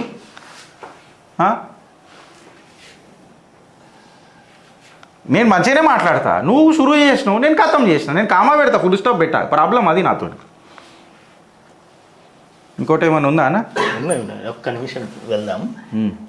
మరి నీకు ఇష్టమైన నమస్తే తెలంగాణ తీసుకోవాలి కదా, మీకు మంచి కిచిడి అవన్నీ కలిపి ఉంటాయి. ఇలా భారతదేశం మీద ఇన్ఫ్రాస్ట్రక్చర్ మీద పడ్డరు ఈ ట్రైన్ జిహాదులు, ఈ సిలిండర్లు పెట్టుడు, రాళ్ళు పెట్టుడు, ఏదన్నా రీజనల్ రింగ్ మాస్టర్లట. అస్మదీయుల కోసమే RRR అష్టవంకరలు, గీత మారిన దగ్గరల్లా కాంగ్రెస్ నేతలకు 100 ఎకరాలు, ప్రభుత్వ పెద్దలకు మేలు చేసేలా అలైన్మెంట్ మార్పులు, రైతుల చైన్లను చీల్చుతూ పెద్దోళ్ళ భూముల కోసం బాటలు, వికారాబాద్ వైపు మరింత జరిపేలా కదులుతున్న పావులు, అలైన్మెంట్ మారిన చోట క్షేత్రస్థాయిలో రెడ్ కలర్ మార్కింగ్, ప్రజా ప్రయోజనం ఉత్తదే, బలవుతున్నది పేద రైతులే. రైతుల పేరు ఎందుకు తీసుకుంటారు? రైతుల దగ్గరికి భూములు ఉంచుకొని మీరు ప్రాజెక్టులు కడతా అని చెప్పి చేసిండ్రు. దాని తర్వాత వీళ్ళు వచ్చి కొంచెం ఆ రింగ్ రోడ్ ఏమో మార్చినట్టున్నారు. ఈ ఆబ్వియస్ అది. ఇప్పుడు వీళ్ళన్ని పెట్టుబడిదారులు ఎవరు ఉంటారు? బీఆర్ఎస్ కార్యకర్తలు, బీఆర్ఎస్కి సంబంధించిన మద్దతుదారులు కదా. వాళ్ళు కాగానే మిమ్మల్ని నమ్ముకొని మేము పైసలు పెట్టినాం, మా జిందగీ గిట్ల అయిపోయింది. ఏంది అని అంటే జిందగీ మిలేగి దుబారా అని అంటే రేవంత్ వచ్చినాక జిందగీ నా మిలేగి దుబారా అని అన్నట్టున్నది మాకు అని చెప్పి చెప్తుంది. నేడు చలో ప్రజాభవన్, రుణమాఫీ కాని రైతుల పిలుపు, మద్దతు ఇవ్వాలని కుల సంఘాలకు వినతి, సోషల్ మీడియా ద్వారా రైతులంతా ఏకం, ప్రభుత్వం మాట తప్పిందని ఆగ్రహం, మాఫీ అయ్యేదాకా పోరాడతామని హెచ్చరిక, రుణమాఫీ డోకాపై మీరైనా జోక్యం చేసుకోండి, గవర్నర్కు నిన్నెల రైతుల లేఖలు. ఇప్పుడు చూడన్నా, ఈ రైతు రుణమాఫీ మీద వీళ్ళు మంచి ప్రభుత్వమా లేకపోతే వెనకటికి వీళ్ళు ఏం చేసిండ్రు అని అనేది పక్కకు పెడితే కన్సిస్టెంట్గా వాళ్ళు ప్రజలల్లో ఉండనికే చూస్తున్నారు. కన్సిస్టెంట్గా ఇప్పుడు ప్రజలు ఏం చూస్తారు? వాళ్ళనే చూస్తారు. మా కొట్లాట ఎవరు కొట్లాడుతున్నారు అని అనేది కూడా చూస్తారు కదా. ఇప్పుడు మనం వీళ్ళని గర్జించి ఏదైనా చేద్దామని అన్నా ప్రజల పక్షాన పోరాడుతున్నారు. రైతు అది ఇప్పటికీ నాకు ఫోన్లు వస్తున్నాయి, అన్న నాకు ఇంత పైసలు కడితే ఇట్లా ఎత్తానని అంటున్నారు, నేను ఎట్ని కట్టే స్తోమత ఉంటే నాకు రుణమాఫీ ఎందుకు, నేను మొత్తం కడతా కదా. అది నువ్వు చెప్పినందుకే కదా నేను ఓటేసిన, నువ్వు చెప్పినందుకే కదా నేను ఇలా అడుగుతున్నా, లేకపోతే నేను ఎందుకు అడుగుతా? మొన్న రైతు ఆత్మహత్య చేసుకున్నాడు, ఎందుకంటే తను అప్పు అంటే ఇప్పుడు ఇది బ్యాంకు ప్రెషర్ చేస్తుంది. ఈ రుణం కట్టడానికి ఇంకో అప్పు తెచ్చిండు. అదే ఇది అంటే సపోజ్ ఇది 10 రూపాయలు ఇంట్రెస్ట్ కార్డు కూడా తెచ్చిండంట. అట్లా తెచ్చి ప్రాబ్లంలో పడతారు కదా. అంటే చిన్న గోతిని పూడ్చడానికి పెద్ద గోతి తీయాల్సి వస్తుంది. అదొకటి గుర్తుపెట్టుకోవాలి. సో ఓవరాల్గా ఇప్పుడు ఏందని అంటే వీళ్ళు ప్రజలల్లో కన్సిస్టెంట్గా ఉన్నారు. ఎస్, ఇక్కడ భారతీయ జనతా పార్టీ నాకేం కనబడతలేదు. నేను నా బాధ అంతా అది. నేను మళ్ళీ తిరిగి ఆడికి ఎందుకు వస్తున్నానంటే నువ్వు సీఎం అయిదామని అంటావు, నువ్వు తెలంగాణలో భారతీయ జనతా పార్టీ ప్రభుత్వం ఫామ్ చేస్తానని అంటావు. ఎట్లా చేస్తావు? అది ఉట్రాజా. నువ్వు ఏం చెయ్యకపోతేనే కార్యకర్తలలో కసి ఇంత ఉన్నది. కార్యకర్తలలో ఏదో ఒకటి చెయ్యరా నాయనా, నువ్వు ఏదో ఒకటి చెయ్యి అని చెప్పి ఇట్లా అంటున్నారు. వీళ్ళు ఎట్లున్నారు అని అంటే నేను ఒక మాట చెప్తా ఫ్రెండ్స్, కార్యకర్తలతో సెల్ఫీలు దిగురు. ఎందుకంటే అది మీ విజయం ఇవ్వాలా, భారతీయ జనతా పార్టీ గెలుసుడు. మీరు పోయి నాయకుల మీద పెద్ద పడిపోకుర్రి. నేను సీరియస్గా చెప్తున్నా, ఈ సెల్ఫీలలో పెద్ద వచ్చేది ఏం లేదు ఇవాళ. వాళ్ళు సెల్ఫ్ రియలైజేషన్ అయ్యేదాకా సెల్ఫీలు బాయ్కాట్ చేయరు. నేను సీరియస్గా చెప్తున్నా. ఎందుకంటే మన ప్రాబ్లం ఇప్పుడు చూడు, రైతుల రుణమాఫీ నాకు బాధేస్తుంది అన్న. ఎస్, నాకు బాధేస్తుంది. వీళ్ళేమో చేసిన తప్పులు వీళ్ళే మళ్ళా రైతులను ఆనాడు ఎర్రజొన్న రైతులను తీసుకొనిరి, మక్క రైతులను తీసుకొనిరి, రైతులకు సంఖ్యలు వేసిన ప్రభుత్వం అన్న. మళ్ళీ ఇవాళ ప్రజలలో పోయి ప్రజలు కూడా ఒక కేసీఆర్ బయటకు ఎందుకు వెళ్తలేడు అనుకుంటారు? మేము మాట్లాడుకుతున్నా, కేసీఆర్ బయటికి వెళ్తున్నాడా? కేసీఆర్కి ముందు చూపు ఎక్కువ. ఇది మీరు రాసి పెట్టుకోరు, నేను భవిష్యవాణి చెప్పడానికి ప్రయత్నం చేస్తున్నా. కేసీఆర్ ఏమనుకుంటున్నా అంటే అసలు నేను ఎందుకు పని చేయాలా, నేను ఇట్లనే వదిలేసిన కమ్మగా పుల్లగా ఫామ్ హౌస్లో కోడి కోపించుకొని కింద సుక్కనో ముక్కనో తిన్నా ప్లేట్లో పెట్టి నాకు మళ్ళీ నా ముఖ్యమంత్రి పదవి నాకు తెచ్చిస్తారు. అయితే ఫస్ట్ మనము చిత్రగుప్తులు ఇదే చెప్పినాం, కాంగ్రెస్ వాళ్ళను ఏమి అననక్కర్లేదు, వాళ్ళే పొడుచుకొని చచ్చిపోతారు అంతే. ఎగ్జాంపుల్, వాళ్ళ ప్రభుత్వాన్ని వాళ్ళే కూల్చుకుంటారు. ఇది మన చిత్రగుప్తు తిన్నట్టున్నాడు. మన కాంగ్రెస్ సీనియర్ నాయకుల చేతులలో అందరు ఇట్లా భస్మాసుర అస్త్రం ఉంటుంది. అది వాళ్ళే ఇట్లా భుజం వేసుకొని గెలిచినా మామా ఇట్లా వేసుకోవాలి, భస్మం అయిపోతుంది. మళ్ళీ పక్కోడు వచ్చి మామా నువ్వే పోయిండు నువ్వే అని అడగాడు, ఇంకోటి పోతుంది. ఇది కాంగ్రెస్లా మంచిగా ఉంటుంది. ఇట్లా ఇంత మంచి ప్లాట్ఫామ్ని అంటే ఇప్పుడు ఇట్లా కూడా అనుకోవచ్చు ఏందని అంటే ఇప్పుడే ఎందుకు రాజకీయం చేయాలా, వాళ్ళని నిడిచిపెడదాం, ఎలక్షన్లు వచ్చినప్పుడు చూసుకుందాము అని అంటే వీళ్ళు ఇప్పుడే ఇట్లా ఉంటే వాళ్ళు ఎప్పుడు ఎట్లా అవుతారు? బీఆర్ఎస్ వాళ్ళు ప్రభుత్వం చూసినోళ్ళు, అధికారం చూసినోళ్ళు. ఇలా అధికారం పోగానే గాయ గత్తర వాళ్ళకు ఉండదా? అధికారం లేదు కదా అని అన్నట్టు ఉండదా? నాకు నిజంగా చెప్పాలా, నా గౌరవం పెరుగుతుంది ఇలా కొట్లాట మీద. వీళ్ళు మంచోళ్ళన్న గౌరవం కాదు నాకు అది. వీళ్ళు ఇంత నటన చేస్తున్నారా, ఇంత మేకప్ లేకుండా నటించుడంటే ఇదే. నేను అబద్ధాలాడినా, నేను తప్పు మాట్లాడినా ఫ్రెండ్స్. నేను ఇలా చాలా న్యాచురల్గా పోతున్నా. షిట్టాలిప్పి ఛానల్ నేను న్యాచురల్ అంటే న్యాచురల్, మీరు నేను మాట్లాడుకునేటట్టు ఇలా పెట్టిన షోని. అసలు ఈ చేంజ్ అనేది రావాలా, అసలు ఏదో ఒక అడుగైతే వేయాలా, ఏదో ఒకటి తెయ్యాలి కదా. ఇది ప్రాబ్లం. బీసీ డిక్లరేషన్ కోసం పోరు నవంబర్ 10 లోపు అమలు చేయకుంటే ఉద్యమిస్తాం. రాష్ట్ర ప్రభుత్వం వెంటనే సమగ్ర కులగణన చేపట్టాలి. రాహుల్ గాంధీని దానికి కన్వీనర్ చేయాలి. స్థానిక ఇప్పుడు బీసీ డిక్లరేషన్ కోసం పోరన్న మళ్ళీ మీ కట్టలు కట్టిరా? అదే మీ ప్రభుత్వం ఇప్పుడు కట్టలు కట్టిరా? మన మొత్తము సర్వే చేయించిండు కదా, సమగ్ర కుటుంబ సర్వే. బయట పెట్టలే, సమగ్ర కుటుంబ సర్వే చేయించిండు. కుటుంబాలని స్థానిక సంస్థ ఎన్నికల్లో 42% రిజర్వేషన్ కల్పించాలి. బడ్జెట్లో బీసీ సబ్ ప్లాన్కు 30,000 కోట్లు కేటాయించాలి. తమిళనాడు ఇది కాంగ్రెస్ ఎజెండానే మొత్తం మాట్లాడుతున్నాడు. మీరు ఇంకా భ్రమలోనే ఉన్నారు. కాంగ్రెస్లో ఈనాడు పెట్టరు మీరు. మీ అబ్జర్వేషన్ జర వీక్ అయింది ఇవాళ. ఇగో కాంగ్రెస్ ఏంది, ఈయనెవరు ఈయన చిన్న మధ్యతర పరిశ్రమలతో ఈయనెవరన్నా, ఈయనెవరు ఇప్పుడు ఈయనెవరు? కాంగ్రెస్ లో ఆయన పేరేందన్న నాకు మర్చిపోయినా, మెదడు చితికిది. రేవంత్ అన్న. ఈయన కూడా ఉప ముఖ్యమంత్రి. మళ్ళీ శ్రీధర్ బాబు గారు కూడా ఉండాలి. శ్రీధర్ బాబు గారు వాళ్ళు ఉన్నారు. గాంధీ గారు ఉన్నారు. మరి గాంధీ గారు ఎందుకు ఉన్నారు? ఇప్పుడు ఈయన పక్కకు పెట్టుకున్నాడు అని అంటే ఈ గందగీల పాత్ర ఈయనదే కదా. మళ్ళీ ఇప్పుడు నేను బీఆర్ఎస్ అనాలనా, ఈ కాంగ్రెస్ అనాలనా, లేకపోతే బీఆర్ఎస్ లా చేరుతున్న రేవంత్ రెడ్డి అని అనాలనా? ఇంకోటి కూడా నచ్చు. ఇప్పుడు బాల్కసుమన్ అంటాడు కదా, కాంగ్రెస్లో మా వాళ్ళు ఉన్నారు అని. ఇప్పుడు ఈ ఫోటో ఒక్కటి చాలు, పాపం ఆయన ముఖం మాడిపోయింది. ఆయన ఇగో వీళ్ళందరూ జర నవ్వుతున్నారు. రేవంత్ అన్న చూడు నేను కట్టలు కట్టేసిన ఎంఎస్ఎంఈ అని చెప్పి ఆయన అది పట్టుకున్నాడు. బట్టి విక్రమార్క గారు న్యాచురల్గా ఆయన పక్కకు నిలబడ్డాడు, పాపం ఆయన ఉన్నాడు. శ్రీధర్ బాబు గారు కూడా న్యాచురల్గా ఆయన పరిధిలోకి వస్తుంది కాబట్టి ఆయన జర ఎక్సైటెడ్ ఉన్నాడు. ఈ మొత్తం ముఖంలలో ఎక్సైటెడ్ లేని ముఖం ఎవరిది ఉన్నది? అరకపూడి గాంధీది ఉన్నది. ఎట్ అయిపోయిన పరిస్థితి సూడు బుల్లమ్మ ఆట సిన్నోడిది అని అన్నట్టు ఇట్లా అయిపోయింది అని. ఇదంతా లొల్లు ఒకటి ఉంటే మన ఇండియన్ జెలెన్స్కీ ఎక్కడ పోయిండు అని అంటే అర్థమవుతలేదు నాకు. మన రాహుల్ గాంధీ ఇక అట్లున్నది.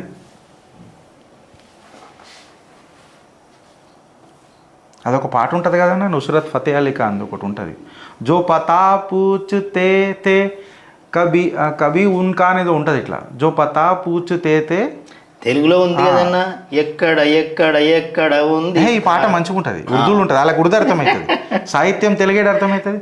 జో పతా పూచ్తే తే కిసీ కా కబీ లాపతా హో గయే దేఖ్తే దేఖ్తే సోచుతా హూ అని అన్నట్టు. నేను కూడా నేను రాహుల్ గాంధీపై సోచుతా హూ. నెక్స్ట్ వెళ్దామా? గింతే ఉన్నాయి, గింతేనా? ఒకసారి వీళ్ళ కౌంటర్ పార్ట్ కౌంటర్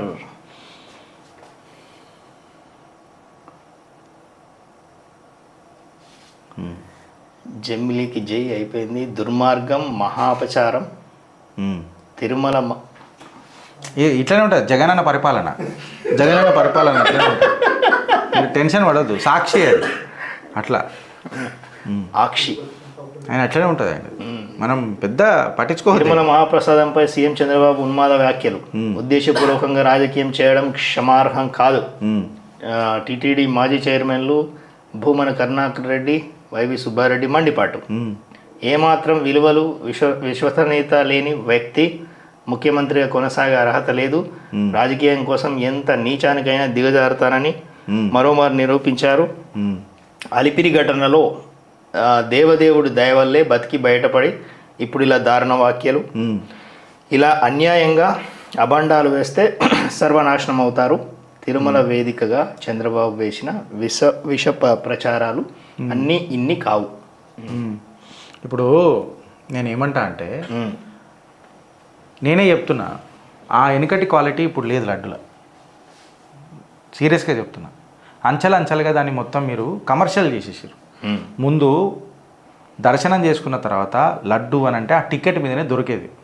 టికెట్ మీ ప్రసాదం లేకుండా, స్వీట్ షాప్ లెక్క మీరు లడ్డులు ఇచ్చుడు కాదు, ప్రసాదం లేకుండా. కొంతమంది బ్లాక్లలో కొనుక్కుంటుండేనేమో లడ్లు, నేను కాదని అంటలేను. అది అరిగట్టనీకే మీరు ఇట్లా చేసిండ్రేమో, అది కూడా మంచిదే, నేను కాదని అంటలేను. But why to compromise on the quality? మీరు పైసలు అయితే తీసుకొని ఇస్తున్నారు కదా, ఎన్ని కావాలి లడ్లు కావాలో అని ఇస్తున్నారు. బట్ మీరు పైసలు తీసుకొని ఇస్తున్నారు కదా, పైసలు తీసుకొని ఇస్తున్నప్పుడు మీకు ప్రాబ్లం ఏంది? మంచి క్వాలిటీ దాని మీద రాజకీయం చేసేసి ప్రసాదం అని అంటే తిత్తివలుగా తినుడు కాదు, ప్రసాదం లెక్క అంటున్నా. దాని పేరు మార్చాలి. వైవి సుబ్బారెడ్డి, కరుణాకర్ రెడ్డి వీళ్ళేనా? కరుణాకర్ రెడ్డి వీళ్ళు మీరు మాట్లాడతానని అంటున్నారా? నేను చెప్పాలనా కథలు ఏమేమైనాయో మొత్తం తిరుమలలో ఏమేమైనాయో మొత్తం చెప్పాలా? నేను ఎట్లా అవుతున్నాయో నేను చెప్పాలా? మొత్తం రూమ్ల కాడ ఏమవుతుందో నేను చెప్పాలనా? పవన్ కళ్యాణ్ జన సైనికులు కూడా ఆడ పోయి మొత్తం ఇప్పుడు లొల్లి చేస్తున్నారు. మీరు మొత్తం చీల్చి చెండాడుతున్నారు మీరు చేసిన కథలని. దేవాదాయ శాఖ భూములను కాపాడినా దారదత్తం చేసిరు కదా, వాళ్ళకు చౌక ధరలకు ఇచ్చిరు కదా. మళ్ళీ అలిపిరి దగ్గర అని ఇలా మాటలు మాట్లాడినావు కదా, అలిపిరి దగ్గర కిందికి రాగానే నాన్ వెజ్ దొరుకుతున్నది పక్కకు. మళ్ళీ నువ్వు పిక్ కట్టలు కట్టినావా? చైర్మన్ టీటీడీ చైర్మన్ నువ్వు పిక్ కట్టలు కట్టినావా? మళ్ళీ ఇవన్నీ ఎవరు ఆన్సర్ ఇస్తారు? టీటీడీ మీద మేమే కథనం నడిపినాం, మేమే చిత్రగుప్తులో నడిపినాం, మీరేమైనా చేసిరా? భలే మాట్లాడతారా సార్ నిజంగా? ఇక ప్రైవేటు మద్యం దుకాణాలకు అనుమతిస్తూ ప్రభుత్వం నిర్ణయం. రాష్ట్రంలో కొత్త మద్యం విధానానికి మంత్రి మండలి ఆమోదం. అక్టోబర్ నుంచి అమల్లోకి తెచ్చేలా సన్నాహాలు. ఉదయం 10 నుంచి రాత్రి 10 గంటల వరకు మద్యం వ్యాపారం. 180 ml మద్యాన్ని 99కి విక్రయించాలని నిర్ణయం. జనాభా ప్రాతిపదికన లాటరీ పద్ధతిలో దుకాణాల కేటాయింపు. రాష్ట్ర వ్యాప్తంగా 12 ప్రీమియర్ మద్యం దుకాణాలు ఏర్పాటు. వాలంటీర్లు సచివాలయ ఉద్యోగులకు పేపర్ కొనుగోలు ఇచ్చిన జీవో 6-7 రద్దు. వచ్చే రబీ నుంచి కౌలు రైతులకు కొత్త ప్రొఫార్మాలో కార్డుల జారీ. రైతు సంతకంతో పని లేకుండా కౌలు కార్డు ఇచ్చేలా ప్రతిపాదన. 990 కోట్లతో పోలవరంలో కొత్త డయాఫ్రమ్ వాల్. చూడర్రి, ఇక ప్రైవేటు మద్యం దుకాణాలకు అనుమతిస్తూ ప్రభుత్వం నిర్ణయం. ఇక ప్రైవేటు మద్యం అసలు వైసీపీ నాయకులకి ఏమన్నా తెలుగున్నదని అంటున్నా. ప్రభుత్వము ప్రజలకు సేవ చేసే విధంగా ఉండాలి, కానీ మీరు ప్రభుత్వం మద్యం తీసుకొచ్చి ప్రభుత్వ ఖజానాలో పెట్టుకొని మీరు మందం మీరనంటే ఎంత బ్రోకర్ చాతలు అంటారు ఇవి? గుడంబ పార్టీయా మీది, వైసీపీ పార్టీయా? చెప్పు. మీ ప్రభుత్వం అమ్ముతుందా ఇవన్నీ? మీరు గవర్నెన్స్ మీద ఫోకస్ చేస్తారా, లేకపోతే గ్లాస్ బాటిల్ మీద ఫోకస్ చేస్తారా? ప్రభుత్వం ఫెసిలిటేటర్గా ఉండాలి. అంటే ఇది ఎట్లుంటుంది అని అంటే ఏదో ఒకటి ప్రభుత్వం అమ్ముతే నువ్వు కల్తీ లిక్కర్ అమ్మిను, కల్తీ లిక్కర్ అమ్మి ఎంతోమంది మంగళసూత్రాలు తెగిపోయినాయి పాపం తోబుట్టులై ఆంధ్రాలో. ఇవాళ నేనేమంటా అంటే నీకు నిజంగా ప్రజల మీద కొంచెం ఏమన్నా అభిమానం ఉంటే జగన్మాయ్య నువ్వు ఒకసారి ఓదార్పు యాత్ర చేయి. కల్తీ లిక్కర్లా చచ్చిపోయిన ఎవరైతే బాధితులు ఉన్నారు కదా వాళ్ళ ఇంటింటి సమస్యలు తెలుసుకోనికే నువ్వు ఒకసారి ఓదార్పు యాత్ర చేయి. నిన్ను చీగొట్టినా అగర్ నువ్వు పశ్చాత్తాపంతో ఏమైనా రియలైజ్ అయితే రాజకీయాలలో నీకు చీగొట్టిన తర్వాత చిరంజీవి అవుతావు. వాళ్ళ చెల్లె చెప్పినట్టు పాదాల మీద నడిచినటువంటి యాత్ర పాదయాత్ర చేయి. ఓదార్పుతో చేసినటువంటి యాత్ర ఓదార్పు అవుతుంది. ఓ యాత్ర అనంటే ఓదార్పు యాత్ర కాదు, ఓ యాత్ర అనంటే అది కాదు. ఓ యాత్ర ఎక్కడున్నావు యాత్ర అనంటే కాదు ఓదార్పు యాత్ర. అప్పుడు చేసినావు కదా ఓదార్పు యాత్ర చేసే ప్రజలను ఓదార్చడానికి వచ్చినవేమో, కానీ ప్రజలను ఊడిచిపెట్టినావు ఏడుకాడగాల జిందగీలని ఆర్పు. ఇప్పుడు ఏమన్నా అంటే నన్ను అంటారు ఏందనంటే గిరీష్ వెనకటికి నువ్వు ఎప్పుడైనా టీడీపీ మీద మాట్లాడినావు, గిరీష్ ఇయ్యాల మాట్లాడుతున్నావు అని అంటే, ఇగో బ్రదర్ నేను పుల్లే అని చెప్పిన, నేను వేరే ఛానళ్ళ లెక్క వాళ్ళ లెక్క వీళ్ళ లెక్క ఎల్లో జర్నలిజంని నేను చెయ్యలే. నేను డైరెక్ట్ చెప్పినా నేను ఈ పార్టీకి సపోర్ట్ చేస్తానని.